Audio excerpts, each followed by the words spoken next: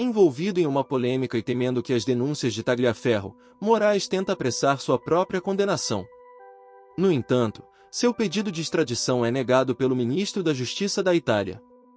A justiça italiana recusou recentemente o pedido de prisão preventiva feito pelo governo brasileiro contra Eduardo Tagliaferro, ex-assessor do ministro do Supremo Tribunal Federal, Moraes, no contexto de um processo de extradição. Embora a decisão não interrompa o andamento da extradição, foram determinadas medidas cautelares, como a retenção de seu passaporte e restrições à sua circulação na cidade onde reside.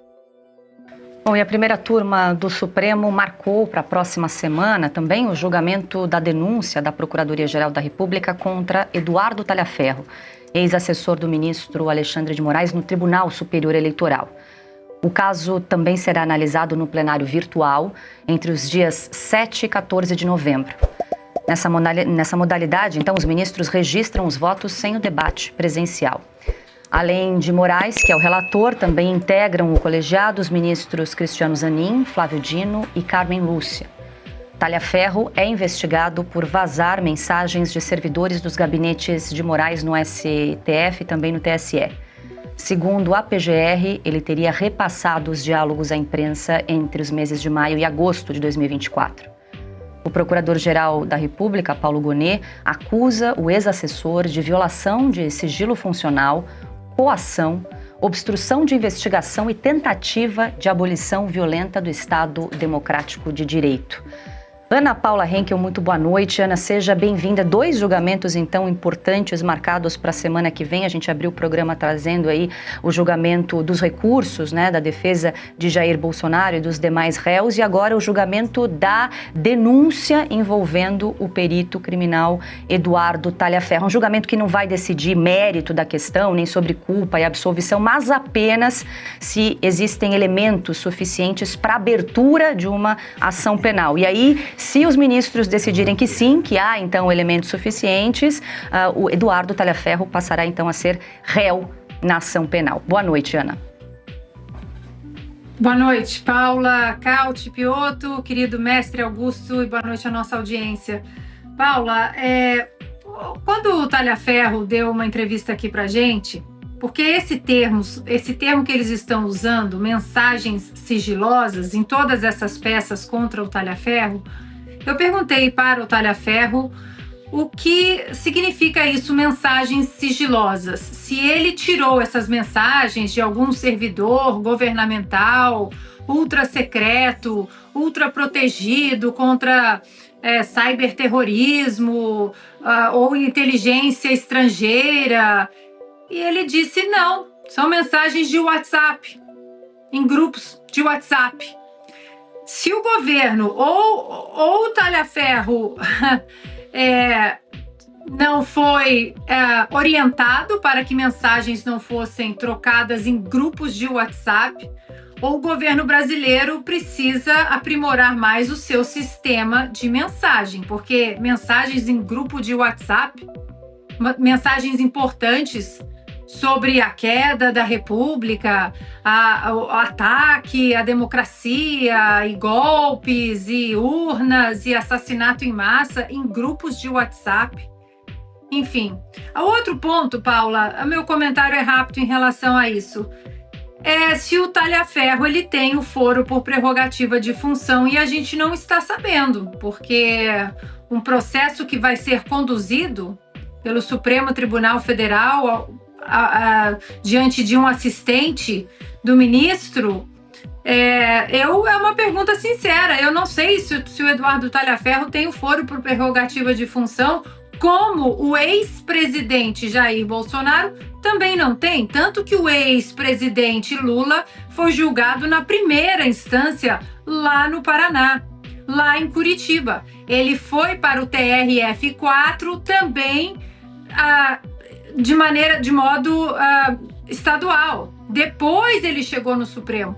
Então é uma pergunta, eu não sei, queria jogar essa pergunta para vocês, se o Tagliaferro tem o foro privilegiado, o foro por prerrogativa de função, para que o STF possa pegar esse caso para eles.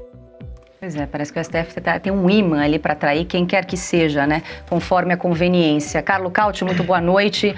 Seja bem-vindo, Cauti. E mais uma vez, plenário virtual, né? Para evitar o debate presencial, televisionado pela TV Justiça, embora agora a primeira turma tenha virado ali um chá das 5, né? Com a saída do ministro Luiz Fux, que foi para a segunda turma do Supremo. O Cauti, mais uma vez, a gente sempre pergunta quando entra nesse caso da Vaza Toga, né? Como é que o gabinete do ministro Alexandre de Moraes, todos envolvidos, não estão sendo investigados, pelo contrário, quem está sendo investigado é quem apresentou, quem denunciou todos esses crimes e ilegalidades. Boa noite, Cauti.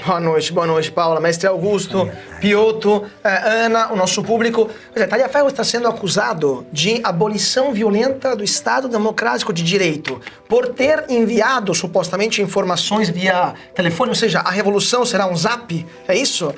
Derrubaremos o regime via WhatsApp, é isso que estão falando? Porque é ridículo tudo isso. Primeiramente, só para complementar aquilo que justamente a Ana estava salientando, Taliaferro não tem foro privilegiado, não tem o Supremo nenhum tipo de jurisdição sobre ele. Eles estão inventando na base do artigo 43 do regimento interno que ele deveria ser processado, que inclusive ele nem era funcionário do STF, do TSE. Então, nem do mesmo tribunal é. Então, o artigo do regimento interno do Supremo diz que crimes supostamente cometidos dentro das dependências do Supremo poderão ser investigados pelo Supremo, e o cara nem estava no Supremo, estava em outro tribunal. Então, começa por aí. Então, não faz sentido nenhum tudo isso. Mas em nenhum dos processos que o STF iniciou na base desse artigo, iniciando pela censura contra a Cruzoé, né, pela famosa capa O Amigo do Meu Pai, o inquérito das fake news também foi baseado nisso, entre outros, nada disso é legítimo, muito menos o processo contra o Taliaferro. Ele está sendo, com essa acusação,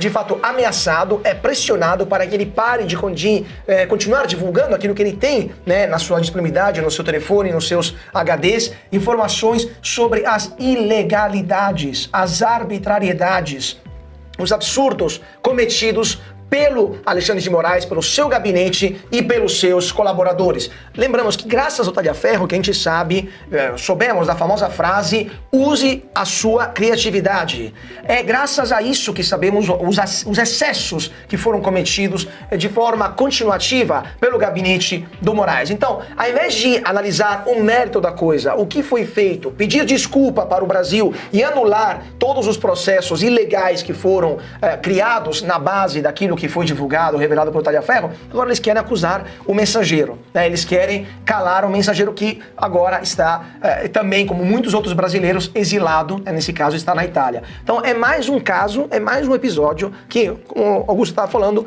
vai contribuir para a anulação de todos os processos por manifesta ilegalidade e arbitrariedade por parte do Supremo Tribunal Federal. Diga, Augusto. Você quer ver porque a gente vive dizendo que o Brasil é um país do avesso. É a mesma coisa, eles estão fazendo com o Taliaferro, a mesma coisa que seria a punição aplicada a um ex-mafioso que denunciou a máfia. Então, quando aparece um cara que ele fez parte de um grupo que cometeu crimes, Taliaferro, resolveu contar como funcionava. Se o Brasil fosse um país normal e a justiça funcionasse para valer, ele seria convidado. Haveria uma proposta para que ele fizesse uma delação premiada, contasse tudo, e os punidos seriam o Moraes e seus juízes assistentes. Agora estão querendo punir o Taliaferro não pelas ilegalidades praticadas sob o comando do ministro Alexandre de Moraes, mas por ter contado a verdade sobre um crime. Eles querem punir o Taliaferro por contar a verdade. Quer dizer, isso aí eu nunca vi. A gente assiste, a verdade está sempre em algum filme.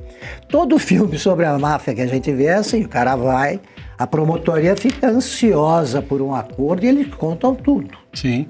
Né? Como aquele mafioso que foi preso no Brasil e que a gente tinha de chamar de Busqueta, porque a grafia dava uma pronúncia ruim aqui no Brasil. Isso aqui é um programa de família. Sim.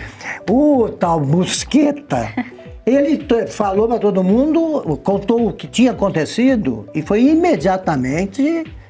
Ele ingressou no programa de proteção à testemunha e sumiram com o cara, que tinha contado a verdade. o talha-ferro tem que se esconder dos juízes que cometeram crimes. Não existe isso, só no Brasil. Vai ser mais que anulado. Quem deveria ser julgado é o Alexandre de Moraes, pelo crime que cometeu. Não, rapidamente. E nenhum processo administrativo interno, nem no TSE, nem no Supremo, foi aberto para investigar as denúncias que o Talhaferro fez. Aliás, denúncias de fatos comprovados de crimes, porque as gravações estão aí. Ou seja, é uma questão de apurar detalhes, porque o crime está consolidado. Sim, por exemplo, inventar alguma coisa contra o Oeste. Não, e se ele está preocupado com a divulgação de informação sigilosa, é que ele admite a veracidade desse conteúdo, né, Cauty? Parece óbvio. Exatamente, até porque Talhaferro não está divulgando onde estão as bombas nucleares do Brasil, né? Está divulgando excessos, abusos e ilegalidades, né? Mas só para complementar aquilo que o Augusto estava falando, países normais, como os Estados Unidos, onde a Ana está, ou até a União Europeia, tem leis que protegem os delatores, o chamado whistleblowers, né? Tem leis que protegem quem divulga verdades e ilegalidades. Serviço de proteção à testemunha. Exatamente. No Brasil, a gente vai contra, a gente vai lá e quer prender o cara, entendeu? O cara divulgou a ilegalidade, divulgou o excesso, fez um serviço à pátria, ao invés de dar a medalha para ele, ou pelo menos proteger o cara, manda o Supremo contra. É isso, faroeste brasileira. Não aconteceria isso se ele fosse delator contra o Lula. Né? Se ele contasse alguma coisa contra o Lula, ele também seria protegido. Agora, se ele denuncia o Bolsonaro, aí é tratado como herói nacional. Isso. Você não pode estar num lado. Esse cara, ele trabalhou para o Alexandre de Moraes, ele era um homem de confiança. É como os soldados não, aqueles que têm uma graduação mais elevada na máfia. Ele pode contar muito mais coisas sobre o Moraes, é por isso que eles querem prender. Não, e tem outra, né? Tem a questão das medidas cautelares. A justiça italiana revogou 2 das medidas cautelares contra Talhaferro. A questão do passaporte e a circulação dele ali na cidade, né? Me parece que Alexandre de Moraes quer forçar ali uma condenação rápida também por conta da extradição, Cauty. Porque eu estava falando com os advogados dele, com as autoridades italianas, de fato é uma grande confusão lá, porque eles pediram medidas cautelares por risco de fuga, etc. E de fato na União Europeia a fronteira é porosa, porque não há fronteira entre os países, e foi obrigado a ficar na cidade. Só que depois o juiz italiano leu com calma o que Moraes enviou para a Itália e falou, não, peraí, tem muita coisa estranha aqui. E revogou tudo. Então, no primeiro, porque quando chega uma informação de um país amigo com um tratado de extradição em vigor, como o Brasil, automaticamente você dá o benefício da boa-fé, né? Você leva a sério, inicialmente. Depois o juiz perdeu um tempinho a mais, falou, peraí, deixa eu dar uma olhada nesse negócio. E viu que tinha alguma coisa esquisita, revogou tudo imediatamente. Então, assim, e parece que, pelo que minhas fontes lá me disseram, parece que o Ministério da Justiça no Brasil está bombardeando, literalmente bombardeando, o Ministério da Justiça da Itália com pedidos constantes de prisão, extradição, informações sobre Talhaferro e sobre a Zambelli também, como se fosse algo que mudasse o rumo da nação brasileira. Então a Itália também não aguenta mais, literalmente, ter esse constante envio de documentos, para sempre com um negócio urgentíssimo.